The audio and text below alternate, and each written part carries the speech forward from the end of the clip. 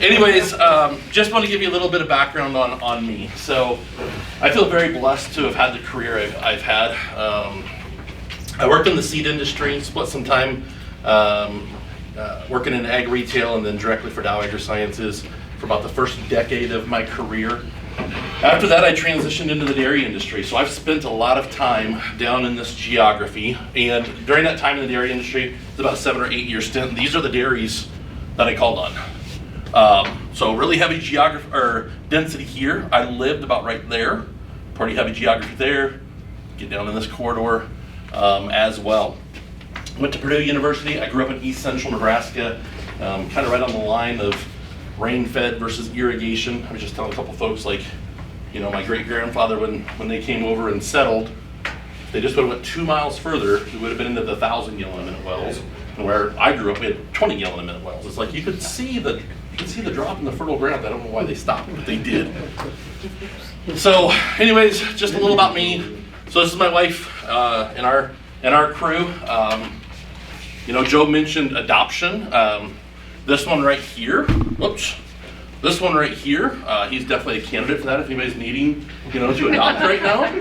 My wife and I would probably, you know, wouldn't even take that much of a high bid right now to kind of offload some drama in our lives. But we lived in Western Nebraska for a few years after we first got married, and as you can see, there's not much to do in Western Nebraska, so we have 3 kids in 3 years, right? But we love life. This is why I do what I do, this and trying to help make farmers successful. So let's talk about SDI. So most of you all in the room are familiar, right? You either have some drip on your own farm, or you've seen some drip, or you know a person, or know a person who knows a person, and things like that. And you know, drip has a, you know, when we talk about subsurface drip irrigation, some people get really excited and like, man, I love that stuff. And I have some other people that maybe don't have that same opinion about SDI, right? They've had some bad experiences with it and things like that. So we're going to kind of talk how to navigate through some of that today and talk about some of the efficiencies of SDI. So why do I want to talk about SDI? Well, first and foremost, as you guys are all aware, we have to help protect the aquifer, right? In Kansas, we talk a lot about keep stable, right? How do we stabilize the decline of the aquifer? How do we pump no more than what's being replenished on the aquifer? We want to talk about maximizing your acres and productivity. Does anybody like farming dryland corners in here? Curious? Or not farming dryland corners, just working around them? No, they're kind of a pain, right? As you think about the land value and how you farm that adds some dynamics into it. If 20% of your ground is non-farmable. Does anybody like stress? Dealing with stress in season? We can reduce in-season stress both on crops and on labor, okay? We can make the most of your nutrients, we can work with nature, and at the end of the day, help you make more money. So let's talk about this project out west of town here. So this is an aerial map of the farm. It's right on the highway. So this was in 2024, prior to anything else being done. The farmer had 2 pivots, a half miler, and then a little over a quarter pivot there, making up about 735 acres of irrigated ground. When we actually came on site and started working with the producer, he actually had about 1,300 gallon a minute at that time. So from a gallon per minute per acre, not a great scenario, right? As far as being able to spin big pivots, get a crop, you know, productive, and get a crop that's going to have a nice return. So he had defaulted to growing mostly sorghum, right? Just trying to say, how can I use the water to the best ability possible? Also pretty tough dirt, just a not super productive piece of ground that this is on. So what do we do here? In the fall of 24, we came in and installed a drip system on this geography. So we boosted from 735 irrigated acres up to 900 irrigated acres.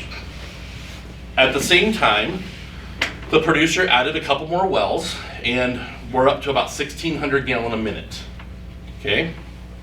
So still, if we're talking pivot standards, right, from a gallon per minute per acre, we're still not in like a good number, right? I mean, if guys are talking about 3.5, 4, 5 gallon per minute per acre, we're nowhere close to that, okay?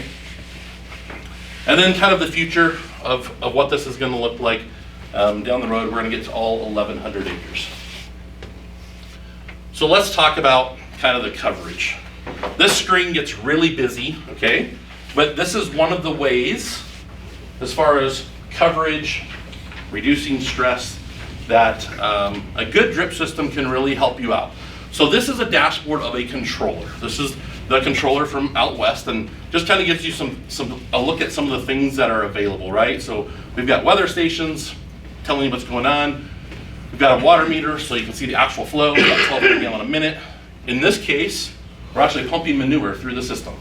We can clean the manure up well enough, remove enough of the solids that we can put that in there. So rather than, I don't know if any of you run effluent on your ground, but rather than saying, hey, we're gonna run 1 inch of straight effluent at a time, right? What we're doing is we're spoon feeding that effluent on a daily basis. So we're roughly putting on about 200 gallon per acre every single day. And one of the things we're going to do this year is we're going to adjust that flow a little bit higher as the crop gets further along in its cycle. And as that nitrogen demand ramps up, we're going to feed a little bit more manure to that crop as it gets more mature through that process. And we can do that we do that automated. We don't actually manually touch the valves at all. Whoops, that comes down right here. So we're measuring the EC, the electroconductivity of the blended product when we're putting manure in. And then we've got a control valve on the manure line that's automated. So we can set this EC to a maximum value, and that valve will adjust based on the concentration of salts in that manure. Filters, everything with our filter stations are automated. So as you pump water through filter stations, that water is going to contain contaminants, right? It's going to pump some things, from the ground as we're bringing water up. And every once in a while, your filters are going to start to build up sediment in them. So what we do is we have an automatic back flush system, right? Once there's a certain pressure differential across that inlet and outlet, we typically set that about 7.5 pounds. It's going to automate a cycle.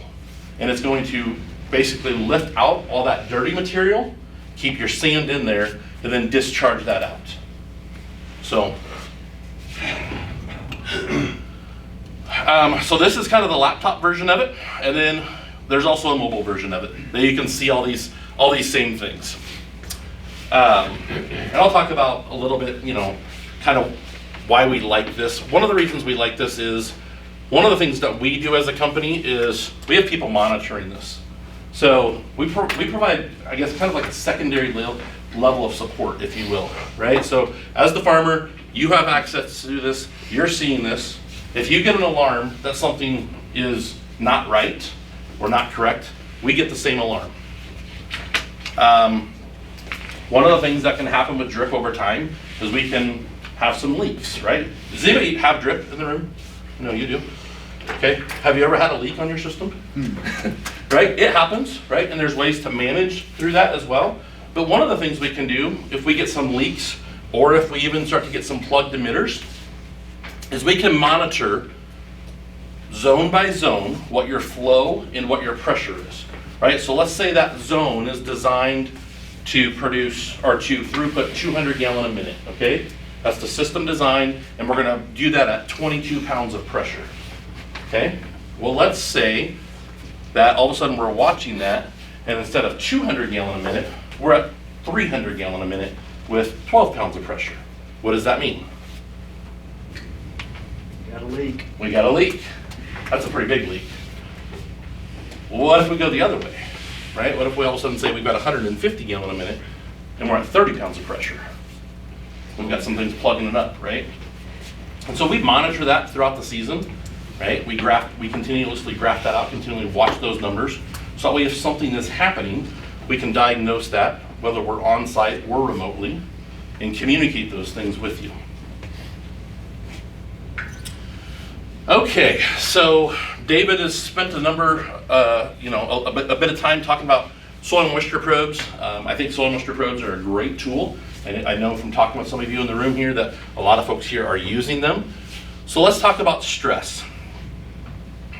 Throw out some numbers here for everybody's got pivots, right? If you start at a 0 degree heading and you're putting on whatever your preferred, irrigation amount is, whether that's 75 points or an inch, whatever, how many days or hours does it take you to get back to that 0 degree heading? Give me some numbers. 8. 8 days. Okay. What else? People that do 12 days. Yep. So yeah, we get a big range, right? It depends on what your capacity of your well is, right? And how much you want to put on. Some places and how big that pivot is. Some days we're spinning them in 4 days. Sometimes it's 8, 12 days, etc. So as you all know, because you live it on a season by season basis, as that pivot's spinning around, we get a lot of stress behind that, right? When we're waiting for that next drink to come around. So you can see when our irrigation cycles are hitting, right? We've got good movement across the root zone. But something I'll point out is look at the spread on the soil moisture percentage over here. That's a pretty big spread, right? So we're seeing this profile fill up, and then we're seeing it draw way, way down, right? As that pivot spins around and as it takes that time, that crop is pulling that profile down. Now let's look at a drip field here. So again, you see some good drawdown. You don't see the same stair step. Why is that?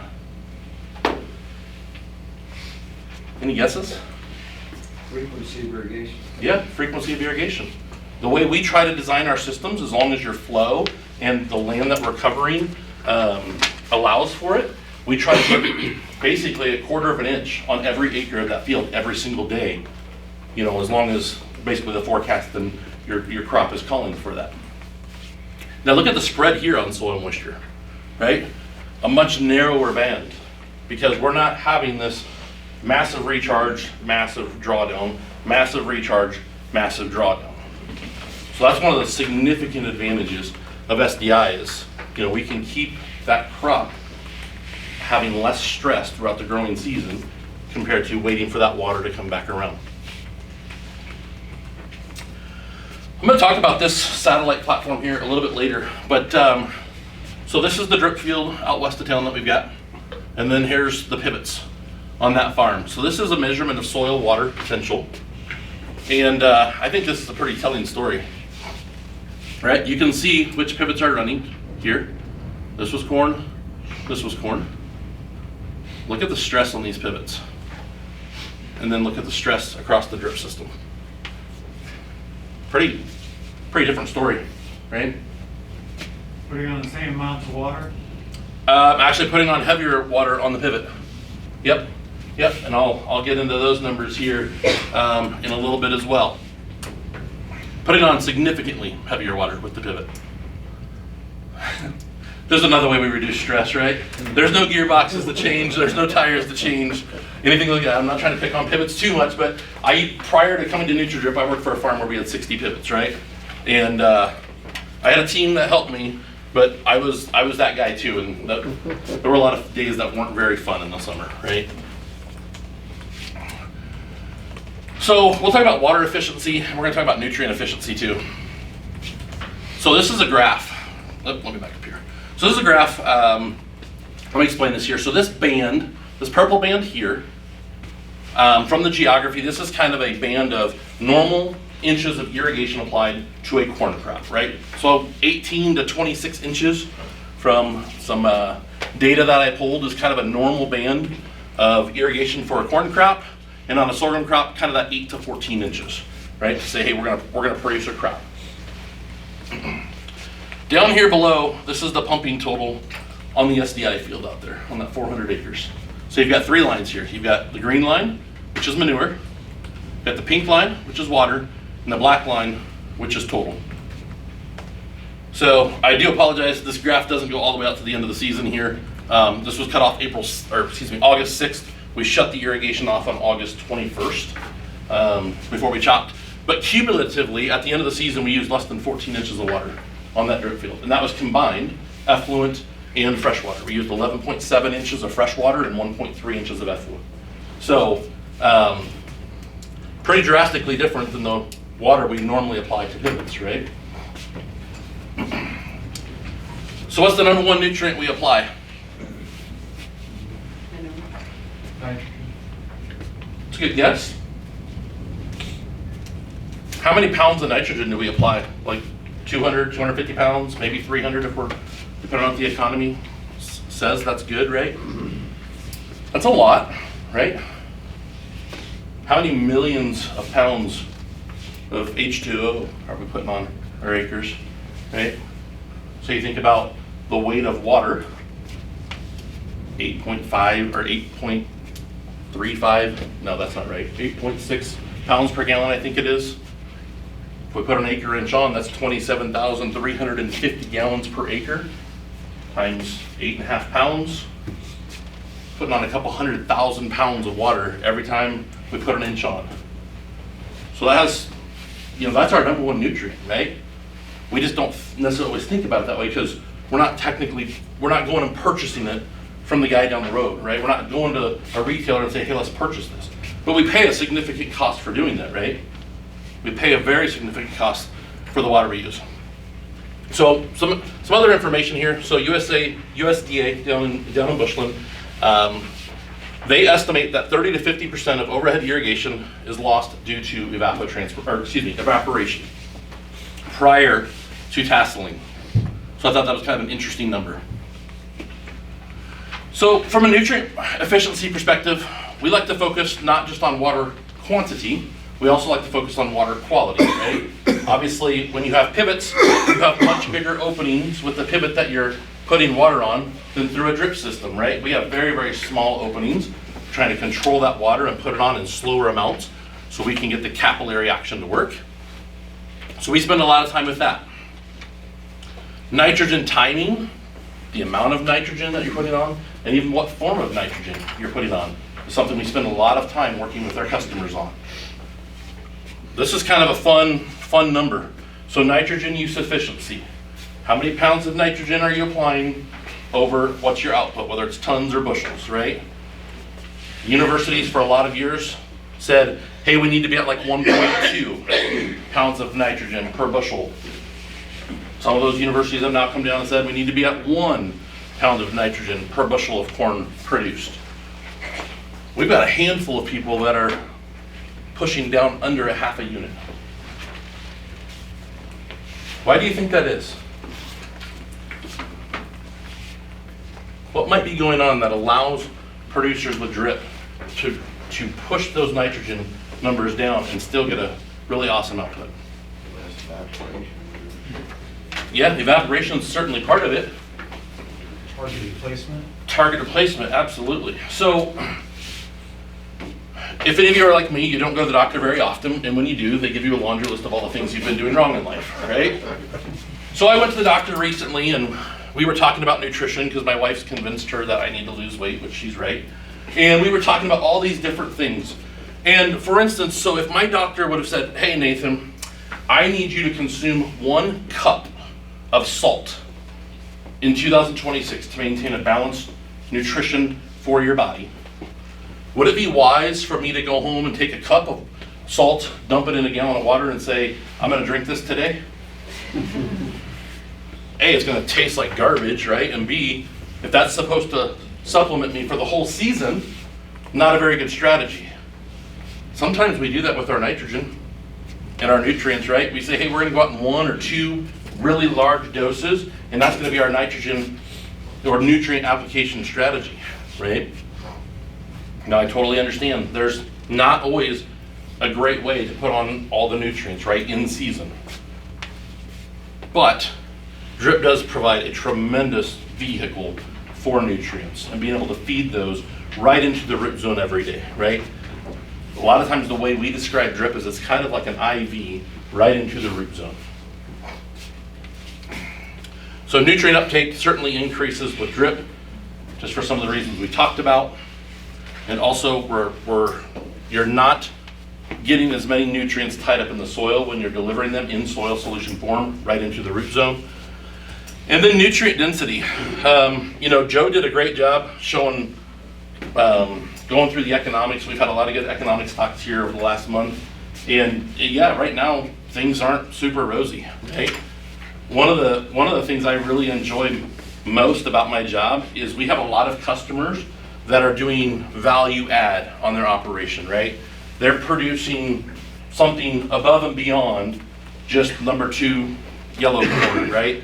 They're not necessarily going into the commodity cycle. They're still growing corn, and some of that's going into the commodity cycle, but they're saying, how do we value add this? How do we get it to be more nutrient dense so that way I have a better option and I can get a premium, can command a premium for my product as long as I can find that marketplace. And that's something that's really, really fun. So this picture over here, we had a field day out at the Blue's farm there, August 15th. Blue was so excited, like, I just love telling the story. He was so excited about what was going on in his drip field, he rented a skylift for the day. Because he's like, I want people to see the top of my field. I want them to see the consistency of this cornfield, right? Like a lot of times in our cornfields, we see some variability and things like that. And there's certainly some variability out here. But the overall evenness of this field was really incredible. And if I threw some pictures up there of some previous sorghum crops, you would be amazed at at just a 1-year difference. So, okay, you know what? I'm going back up here. So I collected these samples this morning. Soil from the west pivot here and a water sample. It was a little chilly doing this morning. I'm not gonna lie. I was hoping for that 80-degree weather still, but it decided to turn a little bit overnight. This is something we spend an immense amount of time on, not just with drip customers, but just farmers as a whole. So again, if you think back to the millions and millions of pounds of water that we're putting on, well, that's a good thing, right? Water's not bad. Water's a very, very good thing. But when we're pumping well water, is there anything else coming along with that water? Or are we just getting straight, pure, deionized water? Mm-hmm. We have a lot of minerals that we're pumping along with that as well, right? So, as of tomorrow, this is going to be sent off to the lab. And what the lab's going to do, they're going to take this soil, grind it all up, and they're going to subdivide it, right? You're going to have section A, section B. And they're going to take section A, and they're going to saturate it with deionized water to simulate rain. Okay, and they're going to extract the paste from that. Then they're going to take section B, and they're going to saturate it with the irrigation water that we're putting on. And they're going to extract the paste from that. And I'll show you why we do this. So focus on the left side of the screen right now. This is a deionized sample, right? So rainwater, if you will. So nutrients in soil solution. So what's going to be taken up by the plants? Well, you look at the anions, chloride, this is a very chloride dominant soil.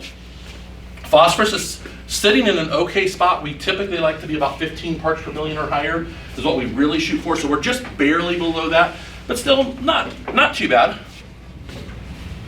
Come down here to the cations, right? We're very, very potassium dominant. You see mag and calcium there. So you can kind of see, just again, if you're more like me, kind of a visual person, you can kind of see from a graphing perspective, what does it look like when it rains? What do my plants see when it rains? Now come over here to this, to the right side of the screen. This is what happened, this example, when we put the irrigation water on.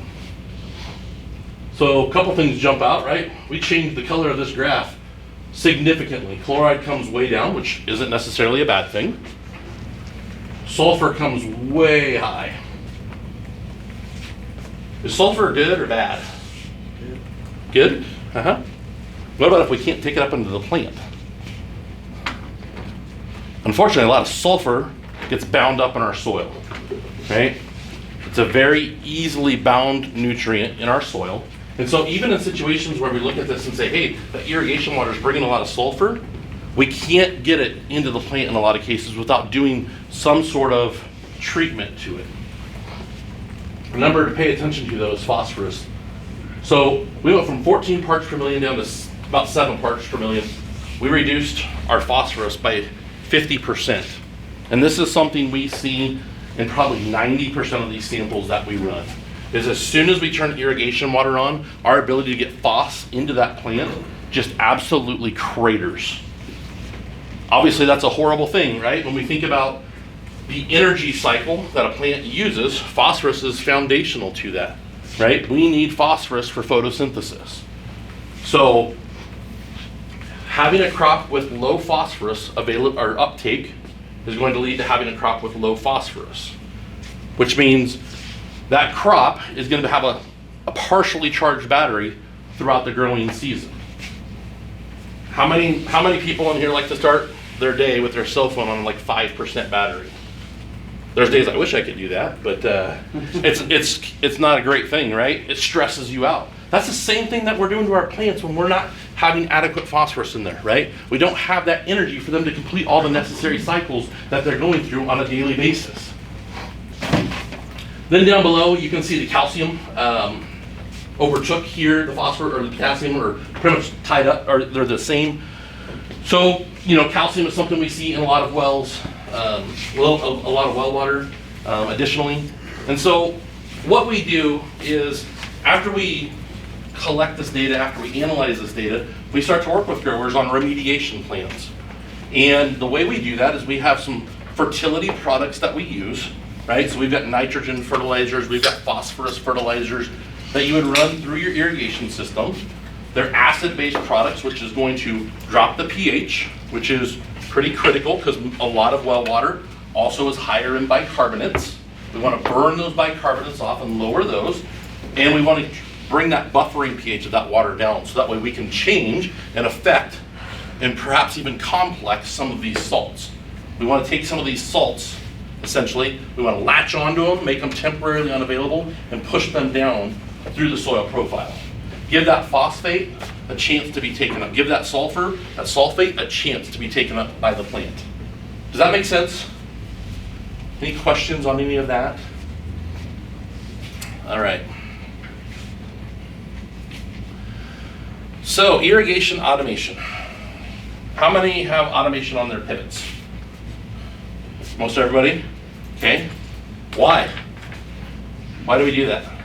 So we don't have to be there all the time. Yeah, so we don't have to babysit the system, right? We don't have to be there all the time. Absolutely. It's very convenient.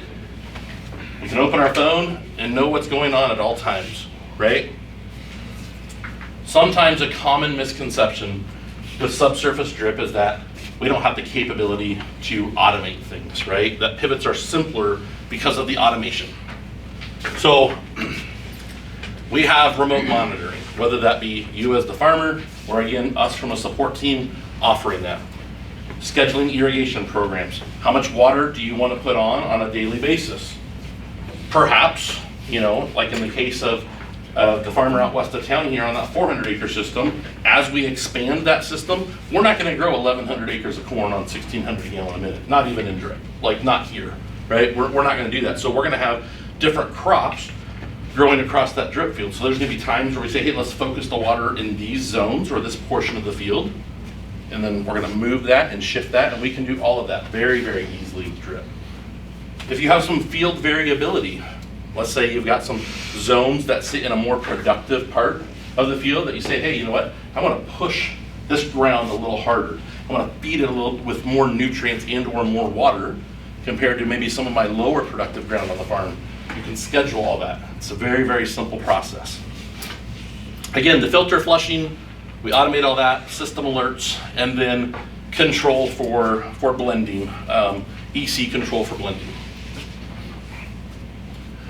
So this is a dashboard on a grow sphere. So that's a different type of controller than what I showed earlier. That's the type of controller that sits out here on the system, out here on the demonstration farm.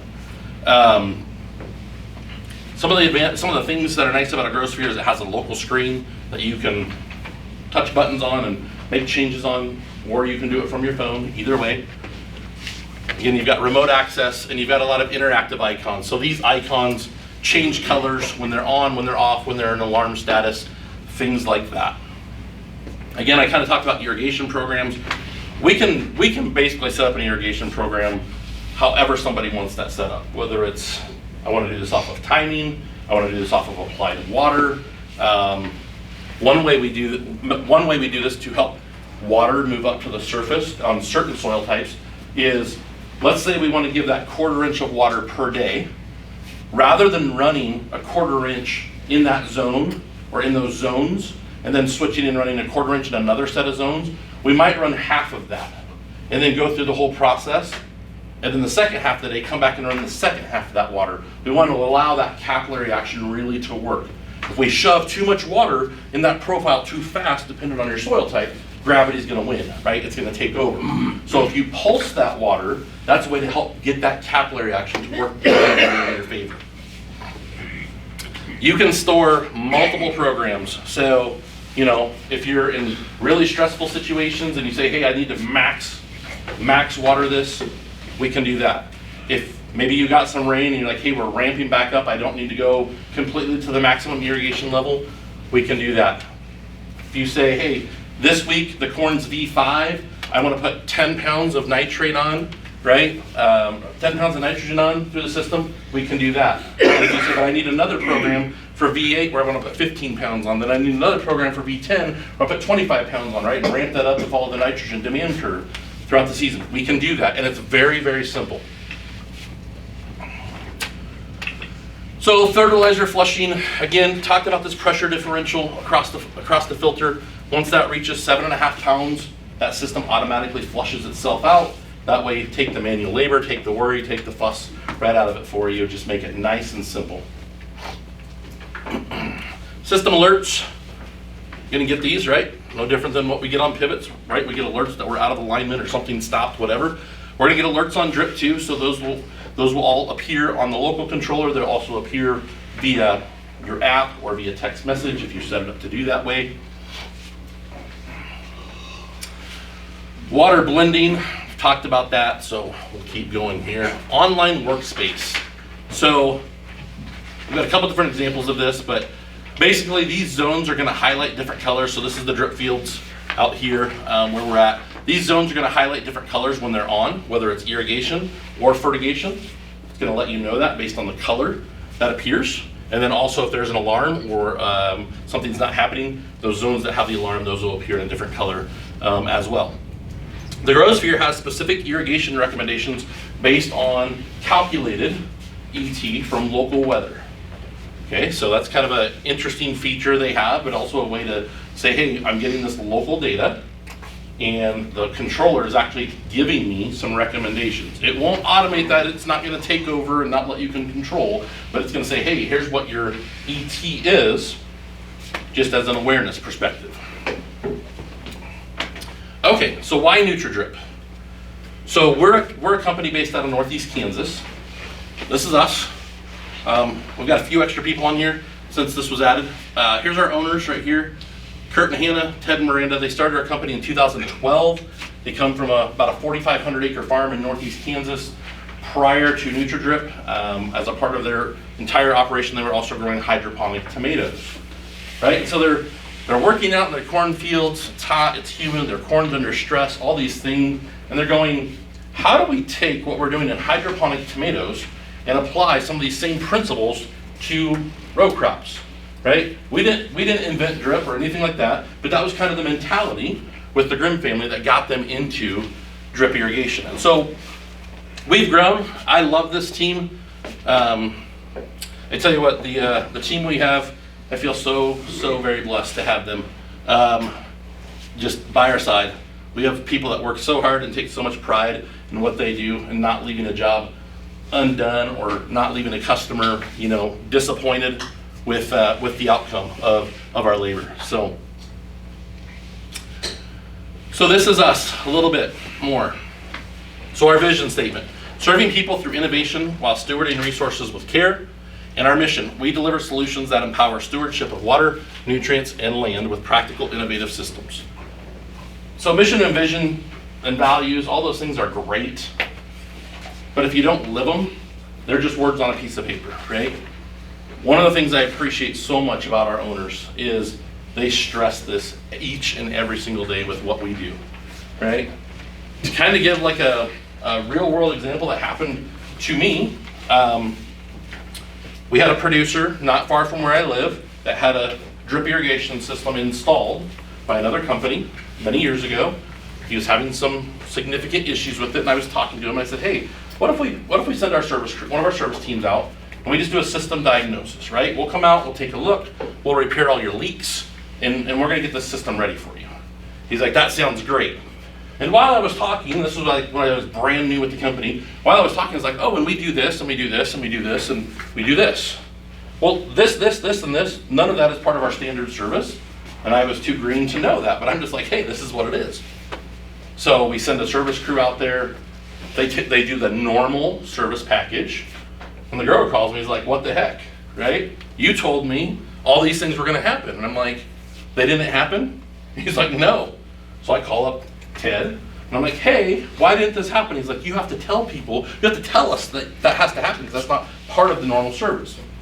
So this grower was 6 hours away from our headquarters, right? Our crew had gone out there, did their other stuff, came back. Ted found that out, and he's like, we're sending them back out. I'm like, well, I'm gonna call the grower, like, let him know what the new bill's gonna be. And he's like, no, you're not. Like, you told them this is what it was, that's what it is, right? And I say that just as an example, because working for owners that have the utmost integrity is so important to me personally, because I have a ton of confidence when I come out and talk with growers that we've got a great set of owners that are standing behind us and saying, we are here to support farmers. They're farmers, I'm a farmer, and we want to help make other farmers successful. We're not here to gouge people. We're not here to shortchange people. We're not here to say, hey, look, we installed some drip systems, high five each other and run away and never answer our phones again. That's not who we are. And I just point that out as a point of differentiation because I know sometimes drip has a bad name because it hasn't been well supported. So, okay, rodents. Are rodents problematic? Everybody that has drip is shaking their head yes emphatically. And they are. We do not hide from that fact. Rodents, specifically unmanaged rodents, are very problematic on drip. So what are our strategies to reduce them? Anybody with drip have owl boxes or nests on their farm? I'd say if you're south of I-70, which all of you are, this is a great investment. That box is like $250. Put a couple up around the perimeter of your field. We put some up on the system here west of town, and within 3 weeks we had owls. And those things are rodent-eating machines.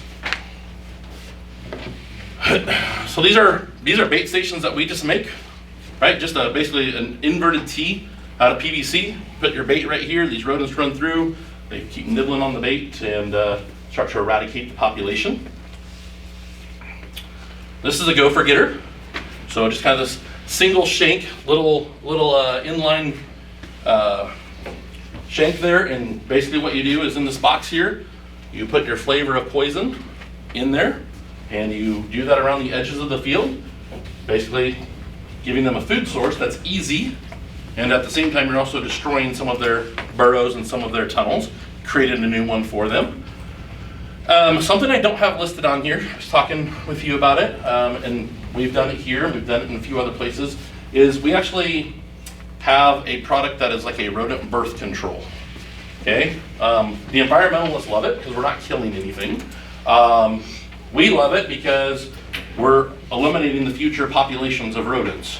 So it affects the females, and what actually happens is when there's pregnant females, they are going to sterilize their next generation.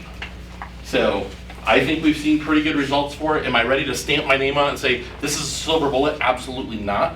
But do I think it can and maybe even should be part of a rodent management strategy on the farm? For sure. And then if you've got a bunch of, rambunctious teenagers like I do, that can be one of your strategies as well for some rodent control. So, I'm gonna pause here. That is all I'm gonna bore you with on drip today, okay? I've got some other things I wanna talk about, some other technologies, but before I move on, give me a question or two on drip. Tell me about your owl box. Yep, so these owl boxes, they're very simple. They come in about 4 pieces. You just construct them. We usually put them on a metal pole with some concrete, right, just for sturdiness. You usually have them about 6 to 8 feet off the ground. And you want to face them opposite of whatever your prevailing wind direction is. Will they kill doves? I don't know. Thousands of doves in my yard. Yeah, I don't know. One way to find out. Yeah. I'm not sure on... Don't get the shotgun. Yeah, I live in town. That's right. So Nathan, I know the yield versus water differences in the blues and stuff. Mhm. You didn't show it. Are you going to show it or not? So I didn't put it in here, but I'll talk about it a little bit. So, But I was going to add to it with what we've got here, but I'll let you. yep. So, yeah, let's run back here. Bring up that visual again. All right, so here's Blue's Farm. All right, so corn silage, corn silage, corn silage. All right, so on this field, as I mentioned earlier, we pumped just under 14 inches of water between water and effluent on there, and we yielded 31.7 tons of corn silage on less than 14 inches of precipitation, applied precipitation, right? One of the reasons we do that is, as you think about ET, which is something everybody talks about, we take the E out of that equation, right? We just focus on the T part of that equation. So that's one of the reasons why, again, and all those things we've talked about that direct injection into the root zone, things like that. So these fields here, this is a new farm to Blues, new farm for Blue. He bought it last summer. Pretty good ground, pretty darn good ground, and pretty darn good water right there as well. So we did about 34.5 ton corn silage there on 26 inches of water. So when you think about water use efficiency, on the pivots we were about 1.37, I think it was, tons per acre inch applied. On the drip we were 2.5. So how much does that cost? Differential, right? As you think about pumping water, that adds up, right? If you think about your cost per acre inch, that adds up. And those costs obviously can get pretty volatile depending on what the energy market and the energy sector are doing, right? So this is a way to help reduce volatility on the farm as well. Any questions about that? About the water, the applied water, the So yield? Nick, I'm curious, why on the pivots, always on the northeast part of those pivots, you're seeing, and I'm not saying that's stress, what is that? So that is basically where they were at in their watering pattern. So you can, basically the pivot is here. Yeah, but it's also southwest. It's So not northwest. it's kind of just where they are in their watering cycle. You get that high humidity. That's what I mean. I was just going to add to that, if you can go to the picture with the north, like here, the water conservation setup, where you had it with the, keep going forward. I just want to give you a wholehearted endorsement here. Oh, sorry. Do you have an average cost per acre to implement the system? Well, I know you guys are about to get these bridge payments, That's what I'm so saying. you know we're gonna if you just want to direct deposit that, we'll even give some discount if you just say, hey, you know what, we'll give you the wiring instructions for that. So on average, our costs range from about $2,200 to $2,800 an acre for a turnkey project, right?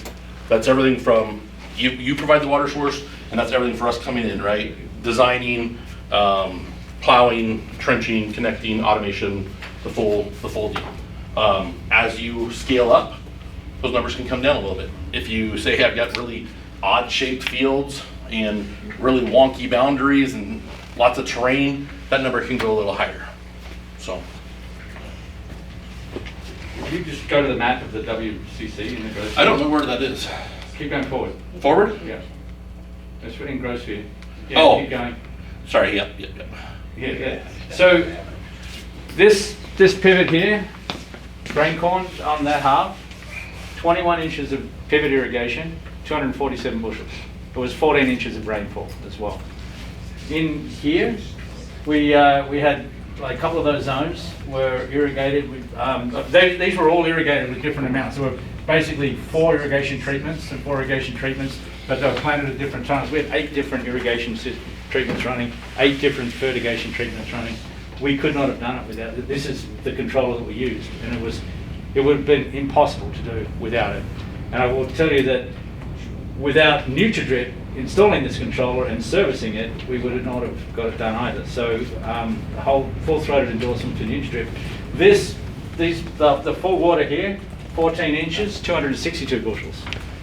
One of the treatments went as high as 292 bushels on 14 inches of irrigation. So that's the difference on, we used basically 50% less water and grew more. So the actual conversion of water into money, into yield, was huge. And I think, you know, in this high plains geography that you all live in and make your living in, I think technology like this, you know, again, there's been some bad apples, right? There's been some unsupported systems. There's been some unsuccessful systems out there. But I firmly believe, and I'm not saying this just because we sell drip, but I firmly believe this evaporative deal, right? I mean, think about what's going on right now outside. Do you get days like this during the crop growing season too? Of course we do, right? And then you amplify that with the heat, right? And all of a sudden you get ETs that are 0.35, 0.4, 0.45. How are you keeping up with that, right? Good luck. It was also pretty cool being able to, it took us 4 days to water half a circle, so it would have been 8 days to do the full lap. We did a 2-day irrigation cycle on the drip, so you only had to think out 2 days by 2 days by 2 days versus thinking out up to 8 days in terms of the cycle. So that control is much better. And you know, as I said, we put 8 different rates of fertilizer now, and it was automated. One of the other things that, you know, I touched on it a little bit earlier, but that drip just gives you a ton of flexibility on is, as you think about crop planting, as you think about how do I focus water, right? As water continues to decline, right? If we were at 5 gallons per acre, now we're at 4, 3.5, 3, 2.5. Like, we can split pivots. That is a strategy. I know a lot of folks are doing that, right? To say, I'm going to concentrate my water here. I mean, I know a handful of people that are now going into thirds, right? Which, that starts to become tough. You know, on the drip side of things, we can prolong that because of our water efficiency. Could have more acres planted to corn, frankly, right? Because of that water efficiency. And then again, just from a managing perspective, the inefficiency of running a pivot back and forth or in thirds compared to saying, hey, I've got this block that I'm going to focus my water on. Maybe I focus 5 gallons per minute per acre if that's what I want to grow my corn on, right? And then I plant a different warm season crop or a combination of cool and warm season crop on the other ground and focus my water there. So this year, we're gonna, on the drip out at Blues, we're taking that wheat to forage harvest this year. And then we'll plant a corn crop behind it. I'm optimistic about what we're going to see, very optimistic. I know there's not a lot of optimism around ag right now and around the economy, but I'm optimistic about what we're going to be able to grow out there for sure. So, any other comments, questions around drip? Oops. So Nathan, and I know you can't speak for Blue, but is that gonna be a common practice, double cropping? Or you have the ability to double crop every year? And how many gallons do you plan on using per year for our allowable? Yep. So I can't answer the double crop. Are we going to do that every year? Because cash flow, you know, projected cash flow is going to drive that conversation, right? Okay. Where the economy is tougher this year, it's like, hey, we kind of need to do that from a cash flow perspective, right? And want to do that. Our gallons applied on a double crop, we're probably going to be in that 18 inch range is going to be my guess. 18 inches of irrigation water and probably 2-ish inches of effluent. So, I mean, if you took the water standard here, and you're cutting your irrigation from 21 inches to 14 in a wet year, what's rainfall, but if you scale that up, you're still way under the cap, which will allow you to put, say, that other 7 inches on a week crop. Absolutely, and that's why I'm asking the question, because this is what makes SDI pay for itself. I mean, there's a lot more involved there than just when you say it's gonna be over $2,000 an acre, it's like, whoa, hang on, that's, but this is the economics of it. yeah, and if we think back to Joe's presentation, right, he was showing all those red blocks. What was green? What was all green? Cattle. Well, what if you took a crop off and said, hey, I'm going to plant a fall cover that I'm going to graze on? You have that flexibility. And it's a darn good option. We have a lot of people grazing on drip. A lot of people, especially right now. Because it is an absolute money maker. And no effect on the drip system? No effect on the drip system whatsoever. So, How deep is yours? how deep do we bury it? Yeah. In a lot of geographies, we're in that 10 to 16 inches below the surface. Sometimes we come up just a little bit higher in really, really light soil. We sometimes come up a little bit higher and go to 30-inch spacing on that. And they're 60 now? We're on 40s, like 90% of what we do is on 40s. So that job's on 40s, and we still have a few on 60 and a few on 30s. But Yeah, we're 30. Yeah. 10 to 11 feet, mhm. 30 inch space. The only watch out we experienced here was that we had tried to germinate a crop pre the installer work, so we didn't get an option for pulsing it. So, let's try pulsing it before I pass judgment, but we couldn't get water to the surface just on set runtimes. Yeah, I was gonna say, I've heard that, getting your germination. So you have to be intentional and you have to be strategic about it, right? It's not, hey, I'm going to go plant my small grain and then run the pivot, right? It's saying, hey, we're going to get this profile watered up, right? We're going to plant and then finish that job. So, Also in this environment, cover is everything, absolutely everything. yeah, these samples I pulled today, and this is obviously is going to be no surprise to you all, but obviously this pivot here is split between corn and sorghum. On the corn side, that was really simple. That was really, really simple to get that probe in the ground. On the sorghum side, even though my wife wants me to go on a diet, I was kind of glad I wasn't on that diet yet, because I don't know that I would have gotten that probe into the ground with any less pounds on it.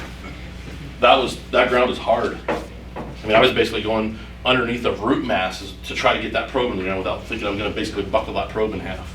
So, all right, how much time do I have left, Steve? 35 minutes. Okay.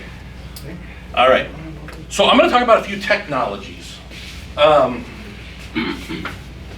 So people that are affiliated with the GCD, you got to close your eyes on this one, okay? Who likes water reporting? Who thinks it's simple? Okay. So we've got some technologies out there to make this a much, much simpler process. And I forgot the little thing I've got for it out in my truck. But well, I've got those, but I actually have the little token that we use as well. So Vanwater, this is a company. This is a company that was started by a farmer up in north central Kansas, the Larson family, Chase and Thane Larson, and they started this because Thane was the very first farmer in the state of Kansas to get fined for overpumping. So they're like, hey, we've got to find a way to manage things better. Now, they didn't start the company for many years after the fine came, but it was kind of always in their mind, like, how do we manage quantities better? So what does Vanwater do? I apologize, and I can show this to you guys later on. I'll grab one on my truck, but there's these little tokens. They're about the size of a quarter, and we've got them out here so you can even run out and see where we put them. What we do is we just attach that right onto your water meter, just a steel tie, and all that is an NFC token, okay? So you walk up with your phone, tap the token when you're in your app, and it's gonna identify, hey, you're at this well, and you take a meter reading. The simplicity of taking that meter reading is you just punch in whatever your totalizer says and take a picture of it. If you don't take the picture, it's not a valid reading, right? So you just type the number in. You don't have to type in decimals if you've got a digital meter that's got decimals. You just literally type in the number, take a picture of the totalizer, and it's that simple. So what happens with that over time is, as you use that app, you're building those water reports, and that water, they'll basically say, hey, how many wells do you have in your GPU, right? If you run across multiple GPUs, one GPU, whatever it is, they'll have restrictions for each GPU, and then all your wells that are in that GPU will be in that on their system, and you'll work your way through that. So the great thing about this is you don't have to buy technology. You just use your phones. There's no cell phone service required. So, one of the things that frustrates me is when I'm on the phone and I'm out in a field and all of a sudden I can't make a phone call, right? It just drops to a dead zone. Well, that happens to be where a lot of our meters are, right? You don't need cell phone service while you're using it. It's compatible with any water meter. There's no water meter that is exempt from being used with this system. You get instant calculation And you can have as many users as you want on the platform at no additional cost, no additional fee. So if you say, hey, we have 20 people that potentially could take a water meter reading, we just set them up as a user in the system. We have some guys that like literally, they will actually set up like some retail partners. You know, hey, I deliver fertilizer to your farm. Hey, snap a well reading when you're out there every time you do that, will you? We've got people that even take it that far. So this is how it works. Again, you can kind of see the token right there. You touch your phone to the token, the well pops up, you enter in the meter reading, you take a picture, and then it updates with how much usage you have left. And this update will be on your total GPU. Okay, so again, it's going to take all the wells that you have in that GPU and say, this is your total allocation, and we're going to work backwards off of that. Does that make sense? So again, lots of applications for this at the producer level or land managers, etc. Setup is super fast. Is Curtis in here? Yep. Yeah. So Curtis saw us do this yesterday out here. We did the 3 tokens on the 3 water meters here, and it took us 7 minutes. So it's that fast. On the, from the producer level. On the backside level with Vanwater, essentially, you give them your information, right? Here's my GPU number, here's my wells. They build all of that on the backside, and then for you, it's just touch, meter reading, photo, and that's it. Very, very, very simple. Again, you've got these dashboards that show, you can do it by the well if you want. You can do it by the water right, which really is the most effective way, functional way to do it down here. And then every well will be located. They've got mapping functionality with where every well is at. So let's just, for the sake of conversation, say all these wells were in one GPU. And I'm going to go and, this says Dutton here. Let's say I go and scan the Dutton meter, right? And I enter that meter reading. Once I'm done with that, the system's going to prompt me and say, hey, don't forget about these wells, these wells, these wells, this well. It's going to remind you that you need to get those water readings as well. Now, you don't have to go get them right away or anything like that. You could have another user get them, or you could say that well's not running today, or a whole variety of things. It's not like it forces you to do that to update your calculation. As soon as you scan that and submit it, it updates. Another nice feature with this technology is if I go out and scan, if my well's running and I go out and scan the token, right, update my water meter reading, I could wait 5 minutes and do that again, and it's going to give me an instantaneous flow, right? You're at 500 gallon a minute, or you're at 800 gallon a minute, or whatever that number is. Or if you want a longer time period, if you say, hey, I'm starting on Monday, my well has ran continuously till Friday, and I go out Friday, well, what did it do over these 5 days? Did my flow stay continuous? Am I actually putting on what I want to and what I think I'm putting on? So that's Earwatch, or excuse me, that is Vanwater. Very, very simple. Cost-wise, each little token is $185 subscription fee. Per year? Per year. Yep. So, and then at the end of it, at the end of the year, by GPU, you can print off a report that says, here's all my readings, here's the water I used, and not that the GCD is ready to just say, hey, we're going to automatically implement that, but I have a feeling that Bailey and everybody else there is going to say, you took how many well readings this year? Wow, we have very high confidence in this number, right? And you as a producer go, this was so easy. I just solved. They actually all raised their hand that they like doing water meter readings when you guys close your eyes, by the way. But we solved, a challenge on the farm, right? Of saying, how are we managing our water within this GPU? Are we running up against the limit? Are we not running up against the limit? It gives you that instantaneous thing and allows those reports to be very, very simple. Any questions on that? Does it handle a rolling volume where you've got like a carryover water in those situations? Tell me more what you mean by that. Well, if you're allowed to use so many inches over so many years. Oh, yes, absolutely. So like where I live, we have annual water rights So let's say I've got 220 acre feet I can pump on a pivot this year. I certainly cannot pump more above that, right? So in the system, we would set it up on that particular meter. We're gonna have a dial for that meter that starts at 220 acre feet. But then maybe that well is a part of a bigger water right that I have that says, hey, within that water right, I've got so many acre feet I can use per year. And then perhaps, again, where I live, we have 65 inches we can use in 5 years. That's how much water we get. I can use that in any quantity I want, except I can't ever over pump a single well on a year. Does that make sense? I mean, it gets kind of hairy and muddy and all those things, but this system will do all of that for you. It's just a matter of the setup function. That's all it is. And that's something that you as the producer don't have to do. You just have to pass the information along and the setup process gets done for you. So, I think that the Ag Committee would probably like this technology, and so perhaps, I can't speak on their behalf, but perhaps if you presented this to the Ag Committee and said, hey, I want to do some cost share, who knows? Maybe they would go for that and say this looks like some pretty darn good technology that's going to help water usage in our district.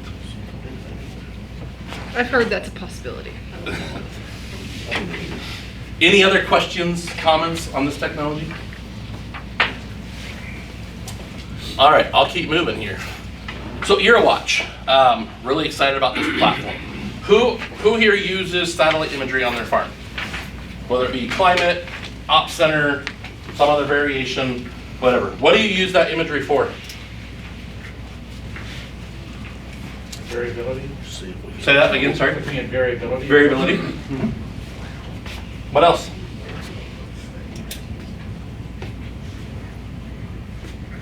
So I'm not hearing any answers. So does that mean it's just like we don't use it? Like it's just there and we don't use it? I think that's what happens with most imagery platforms, right? It's there. In-season management decisions. In-season management decisions. Wow, that sounds like a great opportunity. Are we actually doing that? No, Change management. Right? You find something that looks different, you can go out and scout that Well, there area. should be. So pretty much most imagery platforms out there, they're providing NDVI imagery, right? Once a week. And they're sourcing their NDVI imagery off of free public data, which is totally fine, right? But then they wrap it up and bundle it up and tack it on as a subscription or provide it at a cost or whatever. And you look at this NDVI image that you get maybe every 7 days, unless it was cloudy today, then you're gonna wait 14 days for the image. And you're gonna say, how do I make decisions based on this? A lot of times where I see people using that type of imagery is when they go back at the end of the season and they go, hey, we had an unexpected thing happen. When did that show up in our field? Let's try to pinpoint what happened. This platform is very different. So this is crop imagery that works. Again, we're very used to NDVI imagery.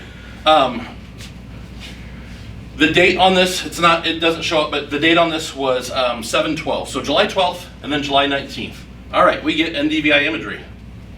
Okay, great.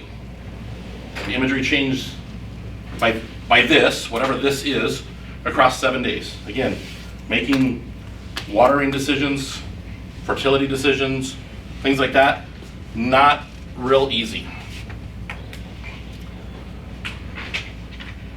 But what if there was a way to measure something different than NDVI? What if we could measure soil moisture? Or what if we could measure ET? Measure ET. What if we could measure biomass accumulation of that crop? Or percent vegetative cover?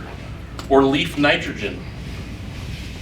Well, here's some diagrams of soil moisture. Still, again, we're 7 days behind, right? July 12th to July 19th.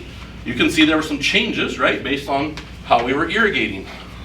Okay, that's cool, right? Once a week imagery, we can see some things. It's different imagery, it's different data. All right. Well, what happens if we can move that to a daily basis? Well, this is this is a 2-day basis, what I'm showing here, but what if we can all of a sudden start to move that to a 2-day basis and start to show the differences in stress on the pivots based on the speed of which we're putting water on, the speed in which that pivot is moving across? Maybe that has some value all of a sudden, right? We can start to address and identify problem areas. Okay, so over here on the left side, this is the imagery layers that you get with the platform. So moisture status, the date of the next irrigation, soil moisture, crop growth. So that is your daily biomass accumulation.